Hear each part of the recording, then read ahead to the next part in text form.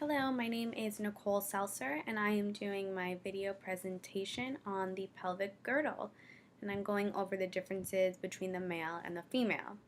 I wanted to start off with some basic facts about the pelvic girdle here. Now, each hip bone actually consists of 3 bones that fuse at childbirth, and these 3 bones are the ilium, the ischium, and the pubis, not to be confused with the pubic symphysis, which is right in the middle here.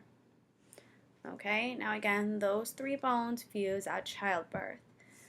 Now each hip bone actually consists of an obturator foramen. So there's also a passageway for blood vessels and nerves to go through. Now the difference between the male and female, the male is round and the female goes from triangle to oval. So there's a slight difference in the shapes of those.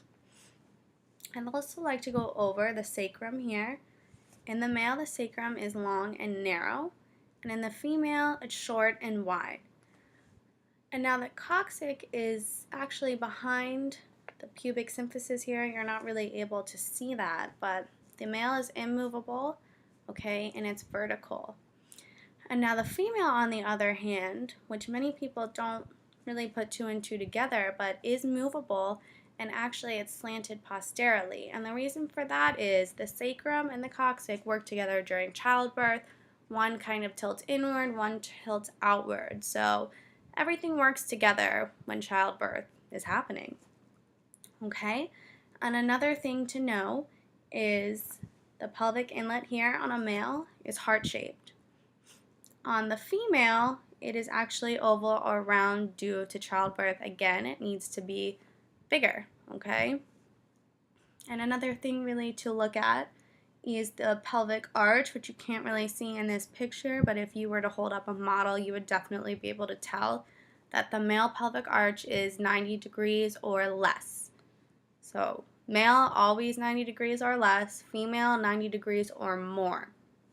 Okay, and that's probably one of the best ways to really differentiate between the male and the female. And I also like to go back to the ischium bone here. And a lot of females, after they give birth, have a problem with them fusing back together. One fuses back and sometimes the other one does not fuse back, so that really creates a lot of back pain.